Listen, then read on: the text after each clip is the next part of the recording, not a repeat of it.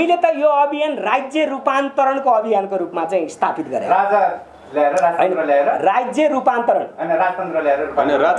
राज्य रूपान्तरण भने त यो मुलुकलाई समृद्ध बनाउनको लागि, सम्पन्न बनाउनको लागि, जनताहरूलाई खुसी बनाउनको लागि जे गरिन्छ त्यो रूपान्तरण। राज्य र राजतन्त्र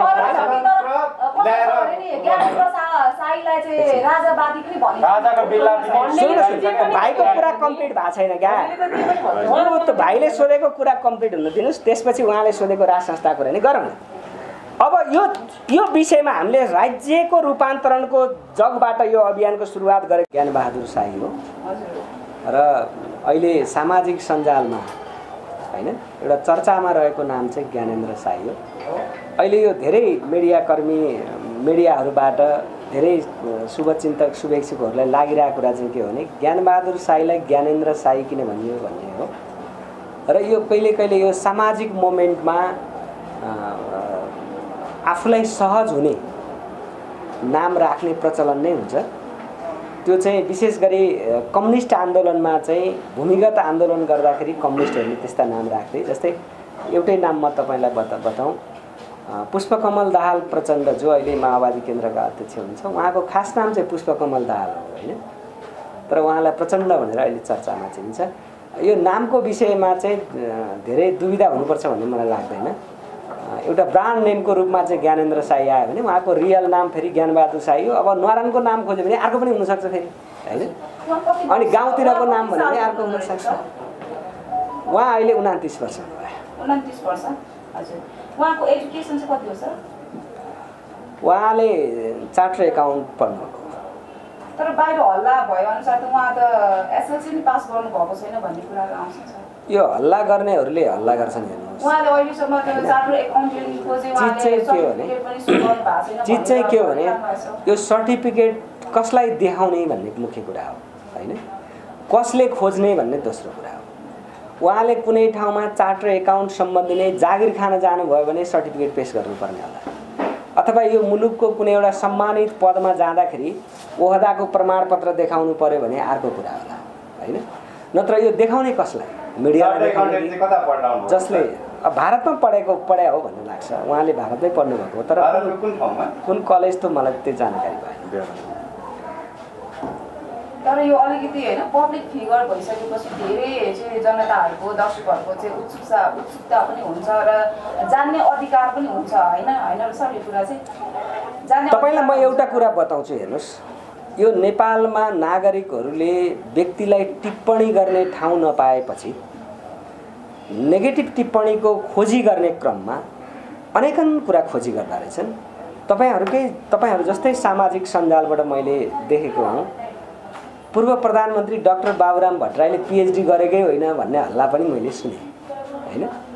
अब त्यो हो होइन भन्ने कुरा त मलाई पनि थाहा छैन, तर यो मान्छेले हल्ला किन गर्छन् थाहा छैन। उसको कर्म, उसले गरेको कर्म कहाँनिर हो, उसले सही काम गरेको छ कि छैन, वास्तवमा नागरिकको पक्षमा छ कि छैन भनेर बहस गर्ने बेलामा, कुरा गर्ने बेला झिना मसिना गरेको झिङ्गा प्रवृत्ति भन्छ कि, यस्तो झिङ्गा प्रवृत्ति चाहिँ मान्छेले फेरि गर्छन्। तर फेरि जान्न पाउने अधिकारको कुरा जुन गरिरहनु भएको छ, अब यो चाहिँ जान्न पाउने अधिकारको नागरिकको अधिकार हो, तर कसलाई त भनिदिने, के मार्फत भनिदिने भन्ने कुरा चाहिँ हुन्छ होइन। त्यो प्रश्न गरिरहँदा होइन उहाँले त्यो यदि उहाँसँग त्यो सर्टिफिकेट छ भने उहाँले सो गर्न त सकिहाल्नुहुन्छ नि होइन सर। त्यसमा कुरा त भएन। त्यो कुरा आवश्यकता महसुस गर्ने समय आयो भने, जस्तै मैले अहिले तपाईँलाई भने नि, राज्यको कुनै महत्त्वपूर्ण ओहदामा जाँदाखेरि आफ्नो तपाईँको चाहिँ व्यक्तिगत प्रमाणपत्र सो गर्ने कुराहरू आउँछ। जस्तै तपाईँको नेपालको कुनै देशको राजदूत भएर नेपालबाट कसैलाई पठाइँदैछ भने त्यसले ब्याचलर लेभल पास गरेको हुनुपर्छ भन्ने छ। अहिले भर्खरैको कानुन चाहिँ संशोधन भएर के आयो भने पूर्व मन्त्रीहरूको लागि चाहिँ पढाइको कुरा नसोधिन आवश्यक छैन भनेर पनि संशोधन भएर आयो। त्यो अलग कुरा हो। आफ्नो ओहदाको प्रमाणपत्र कहाँ पेश गर्ने त्यो समय आएपछि त उहाँले गर्नु होला। त्यसकारण यो धेरै चासो चिन्ता जुन नागरिकहरूले राखिरहनु भएको छ। हामी त के भन्छौँ भने प्रवक्ताजी हजुरले यसो भनिराख्दाखेरि होइन, एउटा ज्ञानेन्द्र शाही भनेको चाहिँ अब तपाईँले भन्नुभयो पछिल्लो अवस्थामा ब्रान्ड नेम ज्ञानेन्द्र शाही, उहाँलाई त्यही नामले सम्बोधन गरौँ। तर के हो भने आम चासो पब्लिकको विषय पनि रह्यो। उहाँ पब्लिकको बिचमा काम गरिराख्नु भएको छ। पब्लिकले खोज्ने कुरा त उहाँले भने जस्तो एउटा अधिकारको कुरा पनि रह्यो। तर तपाईँहरूले पनि त पब्लिकहरूलाई जवाब दिने त तपाईँहरूको पनि कर्तव्य हो नि त होइन र? यो कर्तव्य हो। यो तपाईहरुले सोध्दै रहँदाखेरि यो कुरा पनि हामीले सोध्ने विचार गरेका छौं भने म ज्ञानेन्द्रसित डिटेलमै बुझ्थेँ उहाँको हैन इन्डिभिजुअली कुराहरू। हामी के ठान्छौँ, हामी एउटा सोशल मोमेन्ट सञ्चालन गरिरहेको हिसाबले भने उसले कति पढेको हो, उसको पारिवारिक ब्याकग्राउन्ड के हो, ऊ कुन जाति विशेषको हो, ऊ कति धनी गरिब हो, ऊ होचो अग्लो कति छ हामी नाप्दैनौँ। हामी उसको क्रियाशीलता के छ, नागरिकको पक्षमा उसको लगाव कति छ त्यो नापेर हामी अगाडि बढिरहेछौँ। दर्ता भइसकेको छ। तपाईहरु अहिले व्यक्तिगत हुनुहुन्छ, तपाईहरु पब्लिक फिगर हुनुहुन्छ। तर पब्लिक फिगर हुन्छ राज्यलाई सम्पत्ति शुद्धिकरण देखाउने तपाईहरुको त त्यो त कर्तव्य र अब पनि हो नि त, दायित्व पनि त हो नि त। त्यो त राज्यले कुनै दिन खोज्यो भने देखाउनु कुरा त देखाउनै पर्छ भन्ने त मैले अघि नै देखाउनै पर्यो। संस्थाको काम चाहिँ के हो सर? यो मुख्य गरी अघि नै बहिनीले भनिसक्नुभयो, यो संस्था कहिले जन्म भएको सर भनेर पहिलो क्वेसन गर्नु। यो संस्था किन जन्मिएको सर भनेर भन्ने सन्दर्भ तपाईको। हामीले अबको नागरिक आन्दोलन, यो मुलुकको रूपान्तरणको आन्दोलन, यो मुलुकका नागरिकहरूलाई सशक्तिकरण गर्ने आन्दोलन, यो मुलुकको नागरिकको भविष्य निर्माण गर्ने र मुलुकलाई समृद्धिको दिशातिर लाने आन्दोलन भ्रष्टाचारको जगबाट हुनुपर्छ। भ्रष्टाचारलाई कमजोर बनाउन सक्यो, अन्त्य गर्न सक्यो भने यो मुलुक बन्छ। यदि भ्रष्टाचारलाई हामीले कमजोर बनाउन सक्यौँ र अन्त्य गर्न सक्यौँ भने यही मुलुकको साधन स्रोत, यही मुलुकको अर्थतन्त्रलाई प्रयोग गरेर परिचालन गरेर यो मुलुकमा सम्पूर्ण नागरिकहरूलाई स्वास्थ्य र शिक्षा निशुल्क गर्न सकिन्छ र विदेशमा रहेका नवजवान युवाहरूलाई स्वदेशमै फर्काएर रोजगारी सिर्जना गर्न सकिन्छ। यो दिशाबाट अबको आन्दोलन हुनुपर्छ भनेर सुरुवात गरेको अभियान हो। यो अभियान अहिले के हो भन्ने भन्दा पनि कहाँ पुग्यो, कसरी हिँडिरहेछ भन्ने कुरा त आम सञ्चार मिडियामा दिनदिनै जसो हैन सामाजिक सञ्जालमा आइरहेको छ। 76 जिल्लामा ब्रान्च खोलिसके भन्नुभयो है। 66 प्लस जिल्लामा। अब आज अर्को जिल्लामा बलिरहेको हुन सक्छ नि। एकछिन है, कति % भ्रष्टाचार चाहिँ यसले निर्मूल गर्यो त? कति प्रतिशत भ्रष्टाचार निर्मूल गर्यो भन्दा पनि यो मुलुकमा भ्रष्टाचारीहरूको विरुद्धमा प्रत्येक नागरिकले प्रत्येक क्षणमा भ्रष्टाचारीको कठालो समाउने अवस्था सिर्जना भयो। यति काम यो अभियानले गर्यो। भ्रष्टाचार निर्माण त्यो भने चाहिँ के हो भने तपाईको गोकुल बास्कोटा जो पूर्व सूचना तथा सञ्चार मन्त्री हुनुहुन्थ्यो, उहाँको 70 करोडको भिडियो टेप आउने बित्तिकै सामाजिक सञ्जालमा यति आक्रामक तपाईको चाहिँ यसको प्रतिक्रिया आयो। उहाँले राजनीति गरेको हो। हामीले यसलाई तपाईको चाहिँ व्यवहार गर्यौं। यति मात्र होइन, प्रधानमन्त्री केपी ओलीलाई म भन्दैछु, प्रधानमन्त्री केपी ओलीलाई समेत मुद्दा हाल्नको लागि नागरिक तयार भए। यो किन यसरी मैले यो भनिरहेको छु भने यदि नागरिकको बीचमा भ्रष्टाचारको विषयमा यति ठुलो चेतना नजागेको भए कोही पनि मान्छेले नेपालको इतिहासमा प्रधानमन्त्रीलाई मुद्दा हाल्ने आँट कसैले गरेका थिएन नि त हैन। तपाईको प्रेम कैदी दाई जस्तो लाग्छ मलाई, उहाँ लगायत अर्को एकजना मान्छे, दुईजनाले प्रधानमन्त्रीको विरुद्धमा मुद्दा हाले। अरू मन्त्रीको विषयमा त कुरै छोड्दो हैन, अरू अन्य उच्च ओहदाका मान्छेको विषयमा त कुरै छोड्दो भनेपछि भ्रष्टाचार कन्ट्रोल हुने दिशाबाट नागरिकहरूलाई ठुलो एउटा चेतना पैरवी गर्ने काम गर्यो। सबैभन्दा ठुलो ताकत हो। मुद्दा मात्रै अब रह्यो भ्रष्टाचार चाहिँ कसरी निवारण हुन्छ भन्ने एंगलबाट तपाईले कुरा गर्नुभएको। तपाईहरुले कति काम गर्नुभयो भन्ने कुरा चाहिँ हेर्नुस्, हामीले कर्म गरिरहेछौँ। एनसेल प्रकरणमा तपाईलाई कति थाहा छ?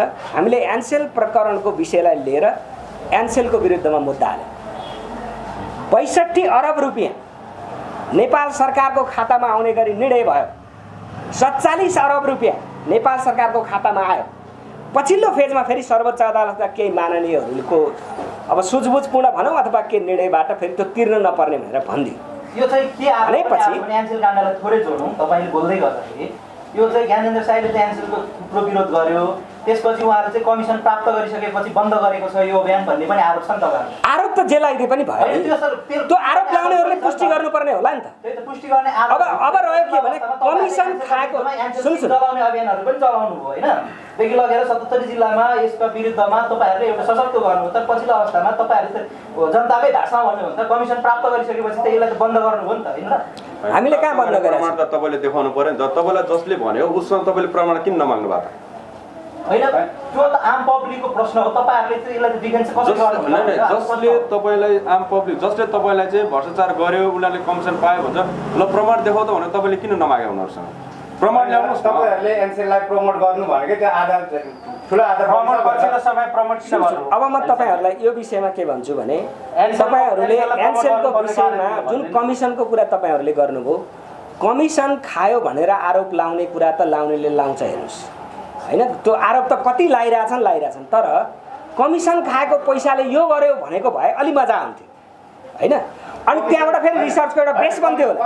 तर हामी अहिले अभियानमा छौँ, ज्ञानेन्द्रजीको सम्पूर्ण कुराहरू हामीलाई थाहा छ, तर त्यो कमिसन खाएको कुरा झुट्टा आरोप हो, यसको हामी प्रतिवाद गर्न चाहन्छौँ। कमिसन खाएको पैसाले के गर्यो भन्नु होइन, ज्ञानेन्द्र साई 2-4 वर्ष अगाडि साइकलमा प्रेसर कुकर बोकेर हिँड्नुहुन्थ्यो, बेच्दै हिँड्नुहुन्थ्यो भन्ने कुरा आएको छ। अहिले उहाँसँग त्यत्रो गाडी, 2-2वटा ड्राइभर, उहाँको जीवनशैली नै परिवर्तन भएको छ त। त्यो कहाँबाट आएछ? आस्रोत बताइदिनुहोस्। तपाईँलाई म बताउँछु। ज्ञानेन्द्र साईको आस्रोत चाहिँ के हो? उहाँमा कहाँबाट आउँछ त्यत्रो सम्पत्तिहरू? ताकि उहाँ गाडी चढेर हिँड्नुहुन्छ।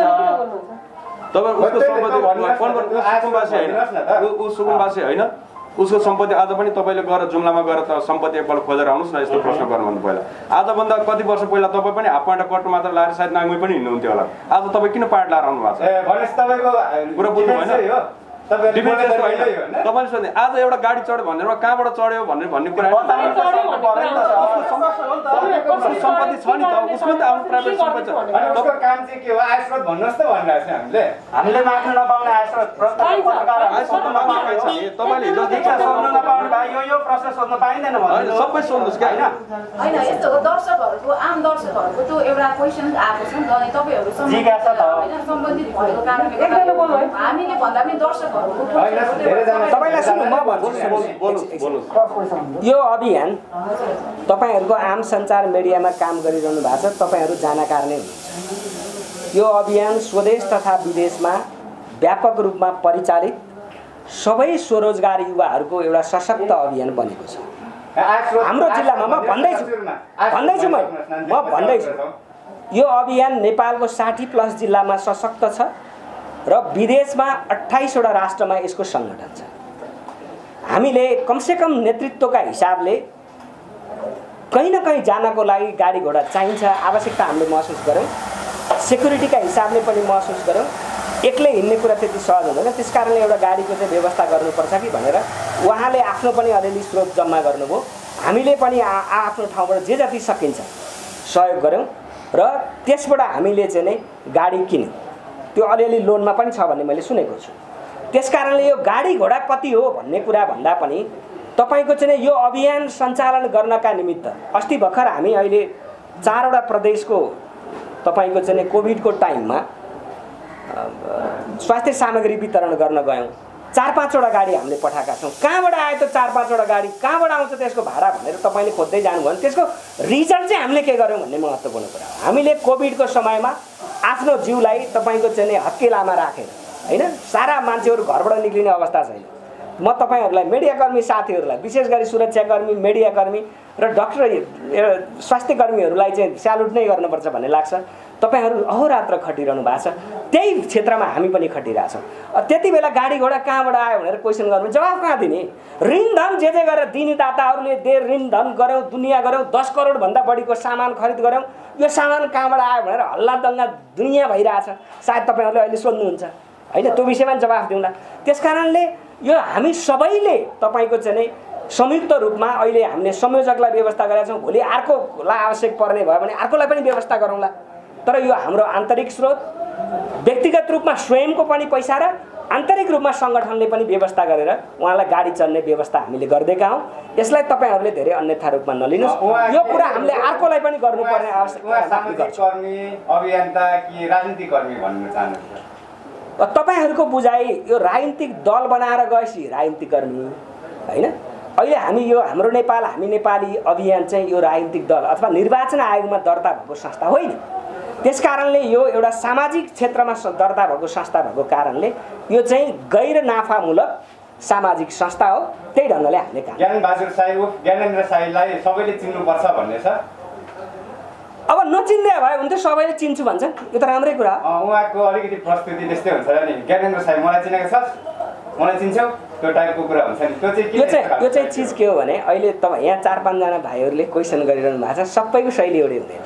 हैन तपाईको शैली बहिनीको शैली अर्को भाइको शैली फरक फरक हुन्छ यो फरक फरक शैली भएर त हामी फरक फरक मान्छे छौँ समाज परिवर्तन गर्छु भनेर हिँड्ने मान्छेले अलिकति कमजोरी मान्छेलाई त्यो तरिकाले प्रस्तुत हुनु ठिक होला त त्यो चाहिँ चिज के हो भने परिस्थितिजन्य कुरा पनि हुन्छ है कहिले कहिले शालीनतामा प्रस्तुत हुँदाखेरि कुरा जस्तै तपाईको चाहिँ ठुलो मान्छेको समारोहमा मलामी जाँदाको मान्छेको तपाईको चाहिँ हाउभाउ र जन्ती जाँदाको मान्छेको हाउभाउ स्वाभाविक रूपमा फरक हुन्छ मान्छे एउटै भए फरक हुन्छ तर जहाँसम्म लाग्छ उहाँ युवा हुनुहुन्छ कहिले कहिले तपाईको परिस्थितिले इमोसनल्ली त्यस्तो कुरा भएको भए नि उहाँको नियतमा चाहिँ त्यस्तो कसैलाई हेप्ने चेप्ने छ भन्ने मलाई लाग्दैन त्यो गर्न हुँदैन गरेको भए नि त्यो गर्न हुँदैन उहाँको त धेरै प्रमाण छ नि जतासुकै त्यस्तो बोल्दै हिँडेको भिडियोहरू रेकर्डिङहरू अहिले तपाईँहरूले हामीले त सम्झाइ नै रहेका छौँ सम्झाउँछौँ नै होइन एउटा मुलुक निर्माण गर्नुपर्छ भनेर सुरुवात गरेको अभियानको नेतृत्वका हिसाबले नेतृत्वलाई सम्झाउने कुरा हामीले पनि गर्छौँ यहाँहरू मिडियाकर्मी साथीहरूले पनि सकारात्मक सुझाव दिनुहोस् हामी तपाईँहरूलाई यो सँगसँगै सर मैले एउटा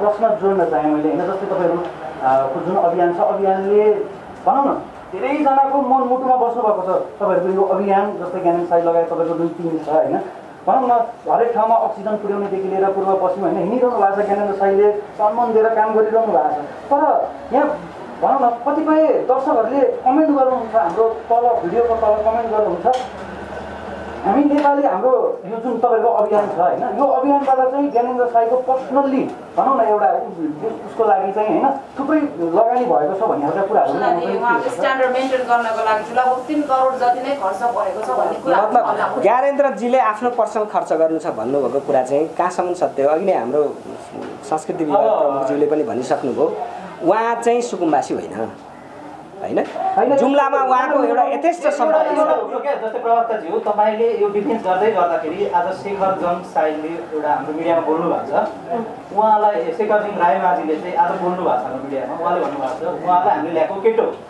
उहाँलाई हाम्रो अफिसमा कुनै समय 25,000 को तलब दिएर हामीले राखेका थियौँ उसका उसको हामीले हाम्रो मिडियामा पनि बोल्नु भएको छ उहाँको हैसियत चाहिँ आज अघिको प्रश्न त्यही दोहोरियो तर जब अलिक डिटेलमा पाइएन अहिले जुम्लामा उहाँको अरबौँको सम्पत्ति छ भनेर भन्नुभयो डिटेल जुम्लाको सम्पत्ति बेचेको कुनै प्रमाण पनि छैन त्यहाँबाट ल्याएको कुनै प्रमाण पनि छैन तर उहाँले भन्नुभएको चाहिँ हामीले ल्याएको पेटो हो उहाँको पठाइको ढङ्गले एउटा ब्ल्याक मनीको पनि सञ्चालन गरिरहेछ भन्ने आरोप जस्तो पनि छ नि तपाईँहरूको टिममा त्यो सबै झुट कुरा हामीले यो अभियान सुरुवात गरेदेखि हाम्रो एउटा सिस्टम छ होइन अहिले 25,000 प्लस सदस्यहरू छन् हामीले प्रत्येक सदस्यबाट 200 रुपियाँ मासिक रूपमा लेबी लिन्छौँ प्रत्येक केन्द्रीय समितिका सदस्यहरूबाट 500 रुपियाँ लिन्छौँ कार्यकारी समितिका सदस्यहरूबाट 2,000 रुपियाँ लिन्छौँ त्यसपछि गएर तपाईँको विभागीय प्रमुखहरूबाट प्रत्येक महिना 1,000 रुपियाँ लिन्छौँ शुभचिन्तक शुभेच्छुकहरूले आफ्नो स्वइच्छाले दिएको सहयोग तपाईहरूले राम्रो काम गरिरहनु भएको छ एउटा मरेर खटेर काम गर्नु भएको छ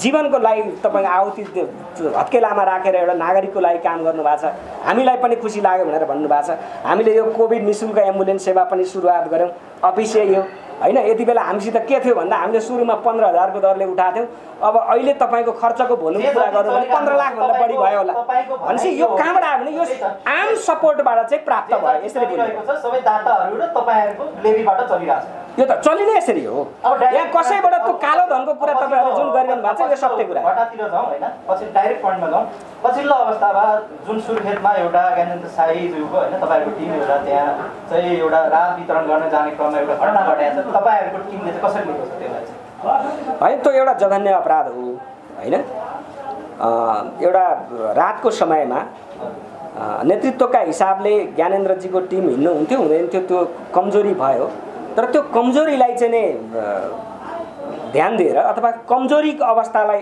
आकलन गरेर एउटा आपराधिक तपाईँको चरित्र बोकेका युवाहरूले आक्रमण गरे त्यो अत्यन्तै निन्दनीय घटना हो भर्सनायोग्य घटना हो त्यसलाई खेद प्रकट गर्नुपर्छ एउटा तपाईँको यसमा क्रस गरे एउटा मादक पदार्थ सेवन गरेर मान्छेको गाउँहरूमा हल्ला गर्दै त्यो दिन्छ र एउटा अभियान तालिम मादक पदार्थ हाम्रो अभियानको उसले प्रमाणित गरेको छ यो ज्ञानेन्द्रजीले तपाईँलाई म एउटा विश्वास दिलाउन चाहन्छु ज्ञानेन्द्रजी जबदेखि हामी नजिकमा भएर सँगै यात्रा गरिरहेछौँ आजका दिनसम्म मैले ज्ञानेन्द्रजीले मासु खानुहुन्न पेय पदार्थ खानुहुन्न तर मलाई प्राप्त जानकारी अनुसार जसले त्यो चेक गर्न चाह्यो उसले चाहिँ पहिले अल्कोहल चाहिँ त्यो एउटा मेसिनमा टुप्पोमा राखेर गऱ्यो भन्ने कुरा पनि आयो सेनिटाइजर के राखेर भन्ने कुरा आयो तर त्यो सत्य कुरा होइन त्यो सत्य कुरा होइन त्यो सत्य कुरा भएको भएदेखि तपाईँको चाहिँ कुरा काट्नेले कुरा काटे पनि तर हिजोसम्म आउँदा हामीले पनि त हेरिरहेछौँ हाम्रो पो कमजोरी भयो कि भनेर हेरिरहेछौँ तर त्यो सत्य कुरा होइन त्यो असत्य कुरा हो भोलि त्यो सत्य साबित कुनै दिन भयो भने त्यसपछि कुरा गरौँ तपाईँहरूले के गर्नुहुन्छ सत्य साबित भयो भने सत्य साबित भयो भने हेर्नुहोस् पेय पदार्थ यो म चाहिँ व्यक्तिगत रूपमा विश्वस्त छैन ज्ञानेन्द्रजीले खानुहुन्न त्यो मेडिकल्ली अब कहीँ न कतैबाट त्यो चाहिँ पोजिटिभ यदि आएको हो भने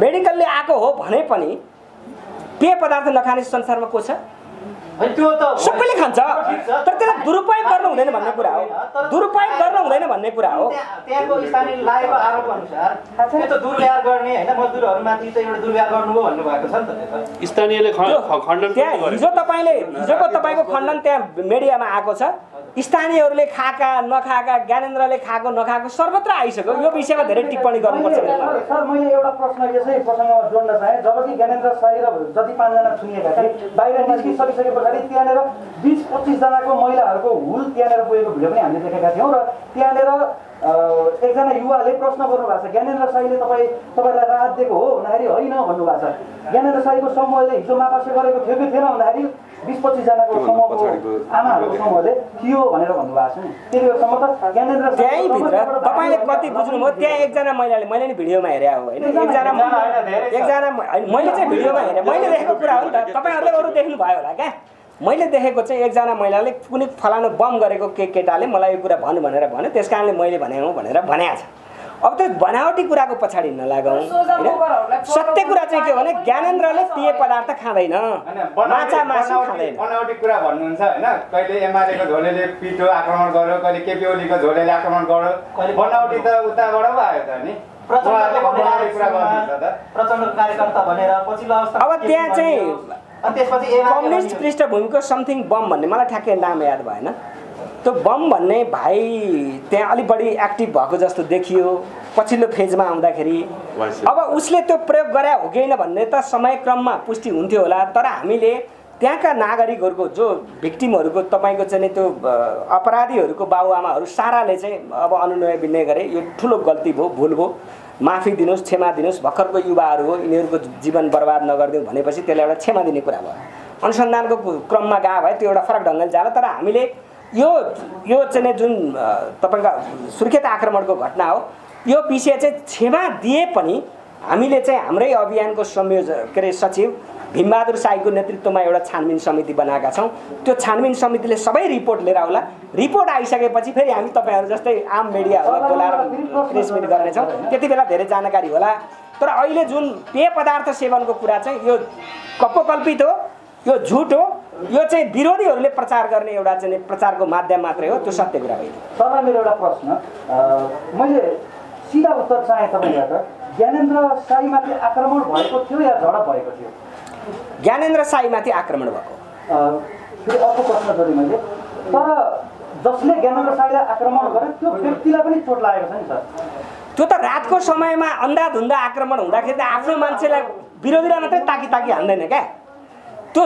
उज्यालो बाली उज्यालो समयमा भए विरोधीलाई टाउको गनी हान्छ रातको समयमा तपाईँको चाहिँ फेरि स्वाभाविक रूपमा तपाईँ अहिले कोभिडको टाइम मास्क लगाएर हुन्छ मान्छे त्यस कारणले झुकेर उसले आफ्नो साथीलाई आफैले हाने होला हाम्रो टिममा कहीँ भाला पनि छैन कहीँ हतियार पनि छैन कहीँ लौरो पनि छैन लौरो बिना चोट त लाग्दैन नि त्यो त स्वाभाविक कुरा हो नि त त्यस कारण जसले लौरो ल्यायो उसैले हान्दाखेरि त्यो चोट लाग्यो ज्ञानेन्द्र साई झडप हुँदाखेरि किन साथीहरूलाई अलपत्र पारेर भागेछन् त त्यो ठाउँमा तपाईँ भए के गर्नुहुन्थ्यो सबै आक्रमण सुरु भयो अन्तिम अवस्थामा चाहिँ उहाँले तपाईको आक्रमणबाट जोगाउनको लागि पहिलो तपाईको रेस्क्युको कुरा हुन्छ पहिलो तपाईको सुरक्षालाई खबर गर्ने कुरा हुन्छ आक्रमण भइरहेको ठाउँमा सुरक्षालाई खबर गर्ने कुरा त डिस्टर्ब हुन्छ त्यसकारणले सुरक्षाकर्मीलाई तत्काल खबर गरेर यसलाई रेस्क्यु गर्नुपर्छ भन्ने हिसाबले नि उहाँ चाहिँ सुरक्षित ठाउँमा गएर सुरक्षाकर्मीलाई खबर गर्नुभयो तर ढिलै भए पनि सुरक्षाकर्मी गएर रेस्क्यु गर्यो त्यो अवस्थामा तपाईँ पनि त्यो हुन्छ त्यो स्वाभाविक मान्छेले अनि आफ्नो साथीहरूलाई अलपत्र छोडिदिन्छन् नि अलपत्र छोडेको नछोडेको कुरा त तपाईको ड्राइभरलाई ढोका खोलेर रोइकन काखी च्यापेर तपाईको चाहिँ आफ्नो सबै साथीहरूलाई हस्पिटलमा लगेर उपचार गरेर त तपाईँ हामी सबैले देखेको हो त्यसकारण छोड्यो भन्न मिल्दैन परिस्थिति के हो के भयो भन्ने कुरा मुख्य कुरा त्यति बेला 10 बजे राति 100 मान्छेले एकैचोटि आक्रमण गर्दाखेरि मलाई कुटेर त तपाईँ कसैले पनि भन्दैन, त्यो ठाउँ म भए नि भन्दैन। तर त्यति बेला कसरी आफू सुरक्षित हुने र त्यो आक्रमणकारीहरूलाई नियन्त्रणमा लिएर परिस्थितिलाई सहज बनाउनको लागि सुरक्षाकर्मी कल गर्नको निम्ति त त्यही भिडबाट त सम्भव थिएन। भनेपछि ज्ञानेन्द्र साईसँग हामी पनि सँगै हिँड्नु चाहिँ असुरक्षित महसुस गर्नु रहेछ होइन?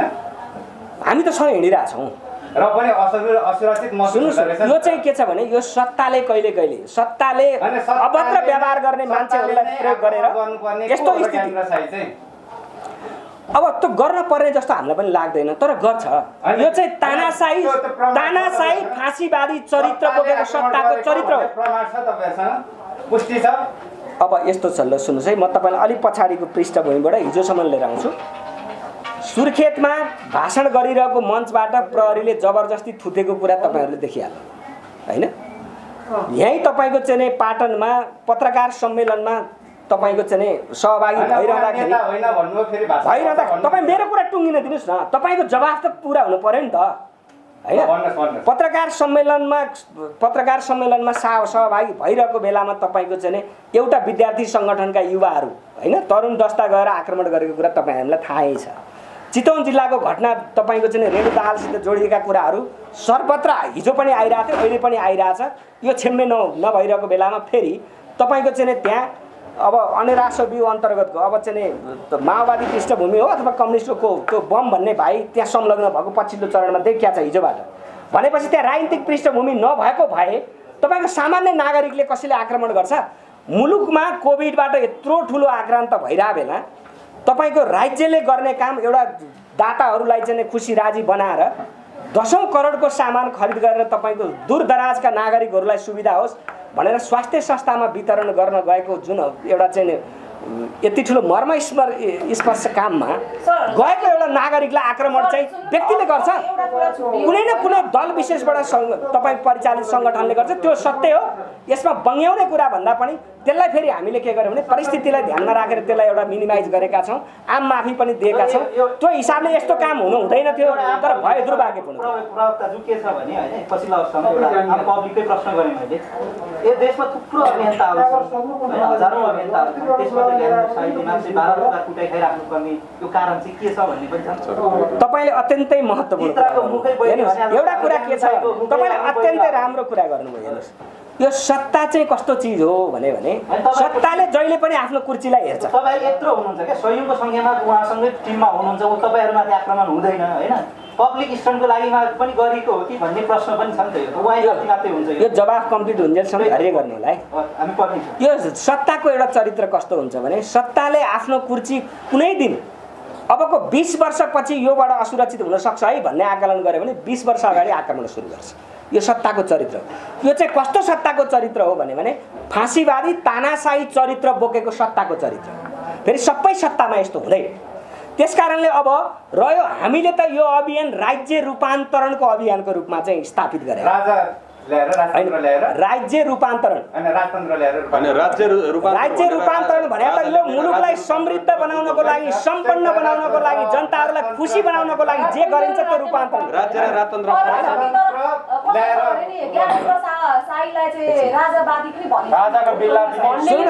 भाइको कुरा कम्प्लिट भएको छैन क्या, भाइले सोधेको कुरा कम्प्लिट हुन दिनुहोस्, त्यसपछि उहाँले सोधेको राज संस्थाको कुरा नि गरौँ। अब यो विषयमा हामीले राज्यको रूपान्तरणको जगबाट यो अभियानको सुरुवात गरेको गर्ने मात्रै भएको भए सायद आक्रमण हुँदैन थियो। तर यो राज्य रूपान्तरणको एउटा सङ्कल्प गरेर हामीले त मुलुकको शासकीय संरचना कस्तो हुने, आर्थिक तपाईँको चाहिँ नीति कस्तो हुने, कृषि नीति कस्तो हुने, जलस्रोत नीति कस्तो हुने, पर्यटक नीति कस्तो हुने, भ्रष्टाचारलाई अन्त्य गर्ने व्यवस्थापन कसरी गर्ने, नागरिकलाई स्वास्थ्य र शिक्षा निःशुल्क कसरी गराउनु छ, यो समग्र फ्रेमवर्कमा हामीले यसलाई जोडेको कारणले सत्ताले चाहिँ हाम्रो बाधक बन्न सक्छ भनेर आक्रमण गरे हो। यो आक्रमण गर्ने सत्ताप्रति हामी घोर तपाईँको चाहिँ आपत्ति व्यक्त गर्न चाहन्छौँ। मान्छेहरू पनि छ, उनीहरूमाथि आक्रमण हुँदैन। ज्ञानेन्द्र साईको अलिक दादागिरी स्वभावले गर्दा आक्रमण भएको हो कि? यो चिज के हो भने सडकमा आन्दोलनको रूपमा जसले एउटा चाहिँ उभार ल्याउँछ नि त्यसलाई सत्ताले जहिले पनि दमन गर्न खोज्छ। हामीले सडक र नागरिकको बिचमा सँगसँगै जोडिएको कारणले राज्यको नजरमा दुश्मन देख्यो र राज्यले पनि कुनै दिन समय आएपछि पश्चाताप गर्ला अथवा चाहिँ पुनर्विचार गरेर फेरि ज्ञानेन्द्र साई लगायतको असुरक्षा महसुस गर्नेहरूलाई सुरक्षित तरिकाले हिँडडुल गर्नको लागि वातावरण बनाउनुपर्छ, बनाउनको लागि सोच्ला भन्ने हामीलाई लाग्छ। त्यसमा हामी चाहिँ आशावादी छौँ। अब हेरौँ कस्तो हुँदै जान्छ त्यो समयक्रममा। हामी यो मुलुकको सबै नागरिकहरू यो मुलुकमा स्वतन्त्र रूपमा हिँडडुल गर्न पाउने, आफ्नो अभिव्यक्ति व्यक्ति स्वतन्त्रता सहज रूपमा तपाईँको चाहिँ नागरिकको बिचमा राख्न पाउने अधिकारको पक्षमा छौँ। अहिले राजा नागरिक तपाईँहरू भ्रम नपर्नुहोस्। अहिले नामै भन्ने हो भने तत्कालीन राजा श्री 5 ज्ञानेन्द्र अहिले नेपालको नागरिक हो। हामी ज्ञानेन्द्र नागरिक हुन्। नागरिकको हैसियतमा उहाँले गर्नुपर्ने सबै काम कुरो गर्न पाउने राइट मलाई जति छ, ज्ञानेन्द्रलाई त्यति छ। अब ओहदाको हिसाबले उहाँ हिजो हेड अफ द स्टेट हो, त्यो हिसाबले सामान्य नागरिक भन्दा उहाँले पाउने सम्मान त्यो फरक कुरा। तर पूर्व राजाको समेत सुझबुझपूर्ण भूमिकाबाट यो मुलुकलाई अगाडि बढाउन सहज हुन्छ भने त्यो बाटो खोज्नुपर्छ भन्ने पक्षमा हामी छौँ। भनेपछि राजावादी हुनुहुन्छ। यो भने चाहिँ राजावादी होइन क्या, तपाईँहरूले यो त्यसरी नबुझ्नुहोस्। त्यो कुरालाई हामी राजाका होइन सन्तान हौँ होइन। तपाईँको यो देशमा तपाईँको पुर्खाको केही पनि छैन होइन। यो त हाम्रो आर्जेको राज्य हो, हाम्रो पुस्ताले हाम्रो सन्तानले आर्जेको राज्य हो भनेर उहाँले भन्नुभएको छ नि त डाइरेक्ट। उहाँ चाहिँ कुटुम्बका हिसाबले शाह हो होइन। ज्ञानबहादुर शाही भने चाहिँ शाह होला। अब त्यो के हो, त्यो कुटुम्बका हिसाबले अहिले दरबार र ज्ञानेन्द्रहरूको एक खाले कुटुम्बको सम्बन्ध पक्कै होला। अब उहाँले त्यो आर्जेको मुलुकको कुरा चाहिँ पृथ्वीनारायण शाहकै अगुवाईमा यो मुलुक निर्माण भएको, यसमा त कसैलाई दुविधा छैन होला होइन। त्यसकारणले पृथ्वीनारायण शाहको अगुवाईमा यो मुलुक निर्माण भएको भने हाम्रो पुर्खाहरूको पनि ठुलो देन छ है भन्ने कुरालाई जोड्ने नराम्रो कुरा। तपाईँलाई यो मान्नुहुन्छ कि यो देश आर्जेको त यहाँका मल्ल कालीनदेखि लगेर तपाईँले किराँतकालीन इतिहासदेखि लगेर सेमकालीन इतिहासले पनि त यो राज्य त सुरुमा उनीहरूले आर्जेको हो नि त। यो त तपाईँ त्यो कुरा हामीले कहाँ होइन भनेका छौँ र। नेतृत्वका हिसाबले चाहिँ पृथ्वीनारायण शाहको नाम चर्चामा रह्यो। तर तपाईँको त्यो अभियानको रूपमा जाँदाखेरि त यहाँ गुरुङ सहभागी भए, मगर सहभागी भए, सेन सहभागी भए, दलितहरू नेवाहरू सब सहभागी भए। त्यो सबै सहभागीको पृष्ठभूमि त तपाईँको चाहिँ अहिलेको आधा घन्टाको इन्टरभ्यूमा पनि त समेट्न सम्भव छैन होला। तर श्रेय चाहिँ तपाईँको एउटा चाहिँ मोमेन्टको, एउटा ठुला पोलिटिकल मोमेन्टको होइन, सोसियल मोमेन्टको नेतृत्व चाहिँ सफलताको चरणमा नेतृत्व जो हो उसको नाम चर्चामा आउँछ। त्यो हिसाबले पनि अभियानको अहिले हाम्रो नेपाल हामी नेपाली अभियानमा त ज्ञानेन्द्र एउटा मात्रै त छैन नि त। तर चर्चामा ज्ञानेन्द्रको नाम किन आउँछ भने नेतृत्वका हिसाबले उहाँको नाम चर्चामा आउने स्वाभाविक कुरा हो। यसलाई स्वाभाविक रूपमा लिनुपर्छ भन्ने लाग्छ। जस्तै अघि तपाईँले राजावादी कुरा गर्नुभयो होइन। हामी कस्तो कन्क्लुजनमा आयौँ भने तपाईँ कुरा सुनेर सामाजिक अभियन्ता खोल ओढेर तपाईँहरू अन्तमा राजतन्त्र फर्काउने अभियानमा हुनुहुन्छ। तपाईँले नै भन्नुभयो पर्याय खण्डमा हामी राजतन्त्र ल्याउँछौँ भनेर। म तपाईँलाई सोध्छु, तपाईँ गणतन्त्रवादी कि राजावादी? हामी चाहिँ यो मुलुकको भलो चिताउने नेपालवादी हो। नेपाललाई भलो चिताउने, यो नेपाललाई सम्पन्न गराउने, नेपाली जनताको मुक्तिका लागि सहयोग गर्ने सबैका पक्षमा हामी छौँ। चाहे त्यो राजा ज्ञानेन्द्र होस्, चाहे त्यो प्रचण्ड होस्, चाहे त्यो केपी ओली होस्, चाहे त्यो शेरबहादुर होस्, चाहे महन्त ठाकुर होस्, चाहे उपेन्द्र यादव कसो नहुने, हामी सबैको पक्ष छौँ। तर यो मुलुकको भ्रष्टाचारको पक्ष पोषण गर्ने, यो मुलुकको राष्ट्रियताको विषयमा खलल हुने काम गर्नेका विरुद्धमा छौँ। भनेपछि राजा आए राजा ठिक नआएदेखि अरू नै ठिक भन्ने हो। यसमा त त्यो होइन, राम्रा मान्छेका हामी पक्षमा छौँ, जनताको पक्षमा काम गर्ने मान्छेका पक्षमा छौँ, राष्ट्रियताको पक्षमा काम गर्ने मान्छेका पक्षमा, चाहे त्यो व्यक्ति होस् चाहे त्यो संस्था होस्। सरलाई मैले अर्को अघि नै प्रसङ्गको एउटा प्रश्न जोड्न चाहेँ। जस्तै आक्रमण हुँदाखेरि ज्ञानेन्द्र साई लुक्नु भयो नि, भोलिको दिनमा भनौँ न उहाँको धेरैजना समर्थकहरू हुनुहुन्छ होइन। भोलिको दिनमा जनताले अझ साथ सपोर्ट गरे, भोलिको दिनमा नेता बन्ने मान्छे हो ज्ञानेन्द्र साई भनेको, ठुलै पदमा रहने मान्छे हो। हामीले कसरी अपेक्षा गर्ने कि एउटा आक्रमण हुँदाखेरि आफू लुकेर भाग्ने व्यक्तिले भोलिको दिनमा जनतालाई अप्ठ्यारो पर्दाखेरि सडकमा निस्किन्छ भनेर कसरी विश्वास गर्ने सर? आक्रमणको समयमा उहाँले आफ्ना साथीहरूलाई जोगाउनका निमित्त सुरक्षालाई खबर गर्नुपर्ने आवश्यकतालाई महसुस गरेर उहाँले आफू सुरक्षित हुँदै सुरक्षाकर्मी बोलाउने काम गर्नुभयो।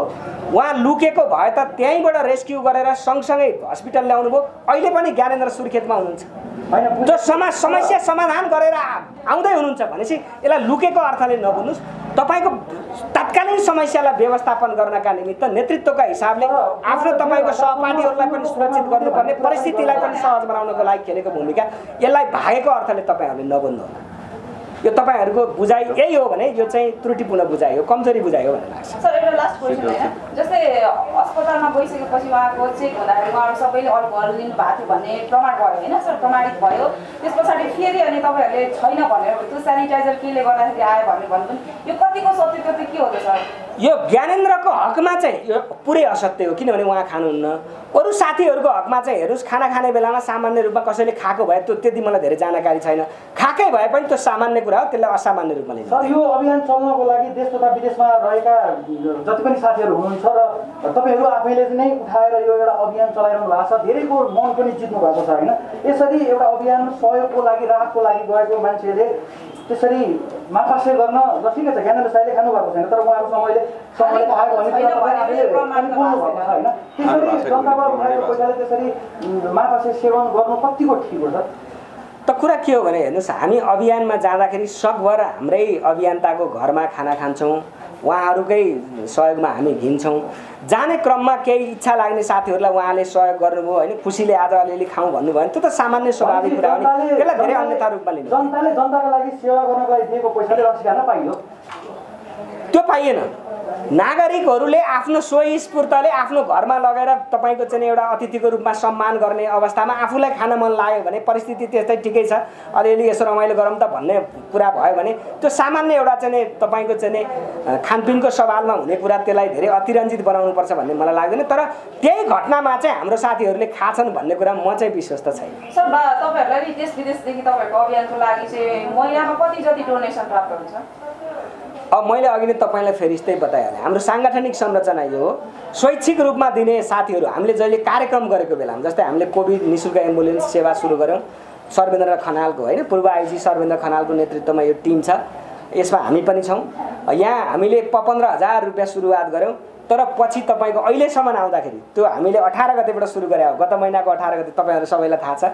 18 गतेबाट सुरु गरेको त्यो सेवा अहिले पनि निरन्तर जारी छ। तपाईँलाई अहिले मास्क चाहियो भने यहाँबाट हामीले अहिले भर्खरै निःशुल्क दिन्छौँ। हामीलाई नगद पैसा दिएको र जिन्सी पैसा दिएको कुरा सबै जोड्ने हो भने अहिले यो 20 लाख ओभर पुगिसक्यो भनेपछि दाताहरूले फेरि के गर्दा रहेछन्, दाताहरूको पनि आफ्नै कतिपय कुरा पब्लिसिटी गर्दै भन्छन्, यो मैले तपाईँहरूलाई सहयोगको नागरिकको लागि दिए हो, मलाई खुसी लागेर दिए हो, मेरो नाम चर्चा नगरोस् भन्ने दाताहरू पनि हुन्छन् होइन। त्यस कारणले यही ढङ्गले हामीले अहिले तपाईँको चाहिँ निःशुल्क रूपमा तपाईँको अक्सिजन कन्सन्ट्रेटरदेखि लिएर स्वास्थ्य सामग्री 10 करोड प्लसको चाहिँ सामग्री वितरण गरिरहेछौँ होइन। यो कसैको लागि त कहाँबाट त्यत्रो पैसा आयो, न कालो धन पो जम्मा गर्यो कि आछ नि त कुरा। तर यो पनि कुरा के हो भने तपाईँहरूलाई पनि लाग्न सक्छ, फेरि यो त चरणमा आइरहेछ। त्यस कारणले विश्वभरि फैलेका, विश्वभरि रहेका बुद्धिस्टहरूले, नेपाल बुद्ध भूमि हो, अहिले बुद्ध भूमि भएको नेपालमा हाम्रै अनुयायीहरू चाहिँ तपाईँको चाहिँ कोभिडबाट आक्रान्त भएका छन् भनेर विश्वभरिका तपाईँको बुद्धिस्टहरूले आफ्नो छाक कटाएर, गाँस कटाएर तपाईँको चाहिँ बोधिसत्व बिहारको एकाउन्टमा पैसा हालिदिनु भयो, त्यहीबाट तपाईँको चाहिँ खरिद गरेको सामान अहिले वितरण गरे हो। अब यसलाई चाहिँ ज्ञानेन्द्रले कहाँबाट ल्यायो हेर्नु, ए आकाश खस्ला जस्तो कुरा गर्ने हुन्छ। हेर्नुहोस् यो कुरा गर्नेहरू पछि लाग्ने होइन, काम गर्ने पछि लाग्ने। मतलब बिलहरू नि तपाईँहरूको जति खर्च हुन्छ आय हुन्छ कतिको पार? अब हामीले यो कुरा चाहिँ प्रत्येक वर्ष हामीले हाम्रो वार्षिकी भेलामा हामीले यसलाई सार्वजनिक गर्छौँ होइन। अब अहिलेको उहिले कति के हुन्छ भन्ने कुरा भन्दा पनि हामीले सबै खरिद गरेका सामानको बिल लिन्छौँ, सबै दिएका सामानहरूको भरपाई गर्छौँ। त्यस कारणले हामी कहाँ अपारदर्शिता भन्ने छैन। केही कुराहरू छिटपुट त्यस्तो केही भएको तपाईँहरूले थाहा पाउनु भयो भने सोध्नु होला, त्यसको जवाफ दिउँला। धन्यवाद यहाँहरू सबैलाई समयको लागि विशेष धन्यवाद। तपाईँहरूले आज यो विशेष त एउटा कुरा मैले भन्न चाहेँ, किनभने त उहाँले बोल्न पनि पाउनु भएको छैन। अब जहाँसम्म यहाँले खर्चको कुरा सोध्नुभयो, हामी यो अभियानमा लागेको जति पनि अभियन्ताहरू छौँ कोही पनि बेरोजगार छैनौँ, सबै स्वरोजगार छौँ। कुनै न कुनै सानो होस् ठुलो होस्, चिकित्सक होस्, डक्टर होस्, नर्स होस्, व्यापारी होस्, म एउटा व्यवसायी हुँ होइन, उहाँ पनि एउटा मेडिकल लाइनमा हुनुहुन्छ, डक्टर हुनुहुन्छ। हामी सबै व्यवसायी छौँ, स्वरोजगार छौँ। त्यसले गर्दाखेरि हामीले कसैको 2 पैसा भ्रष्टाचार गर्नु पर्दैन।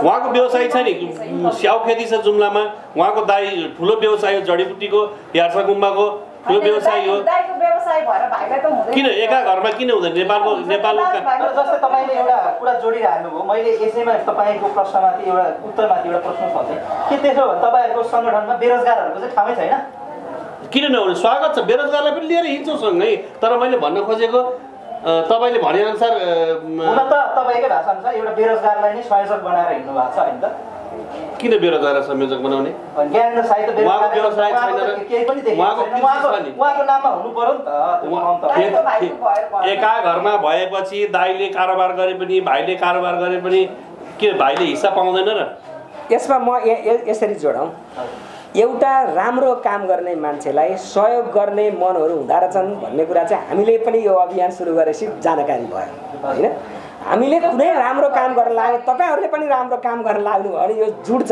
तर तपाईँहरूले त्यहाँ आर्थिक पारदर्शिता इमान्दारिता लगनशीलता होइन को कुरामा तपाईँ गडबड हुनुभयो भने चाहिँ काम गर्न सकिँदैन अहिलेसम्म हाम्रो यो पारदर्शितालाई सक्रियतालाई देखेर सहयोगी मनहरूले सहयोग गरिरहनु भएको छ म अझै पनि तपाईँहरूको लोकप्रिय मिडिया मार्फत हामी आर्थिक पारदर्शितालाई प्रभावकारी बनाउँछौँ सहयोगी मनहरूको भावनाअनुसार काम गर्छौँ अहिले यो कोभिडको समयमा हामीले जे काम गरिरहेका छौँ तपाईँहरूले जुन सहयोग गरिरहनु भएको छ सहयोग गर्ने सबै मनहरूलाई हार्दिक धन्यवाद व्यक्त गर्छु कृतज्ञता व्यक्त गर्न चाहन्छु र फेरि पनि सहयोग गर्ने मनहरूलाई पनि हामी खुला तरिकाले तपाईँको स्रोत खुलाएर हामी स्रोत नखुलेको सहयोगीबाट कहिल्यै सहयोग लिँदैनौँ तपाईँले 50,000 दिँदै हुनुहुन्छ भने किन दिँदै हुनुहुन्छ तपाईँको कमाइ कतिको छ त्यत्तिकै दिएको हो कि भोलि बदनाम पनि त हुनसक्छ नि त्यो हिसाबले हामीले सबै कुरा विचार गरेर लिनेबाट नि विचार गरेर लिन्छौँ र प्राप्त भएको सहयोगलाई जहाँ जुन ढङ्गले सहयोग गर्ने उहाँको चाहिँ भावना छ त्यही अनुसार हामीले गरेका छौँ त्यही भएर त अहिले तपाईँको चाहिँ यो अभियान एउटा चाहिँ राष्ट्रव्यापी रूपमा होइन अन्तर्राष्ट्रिय व्यापी रूपमा चाहिँ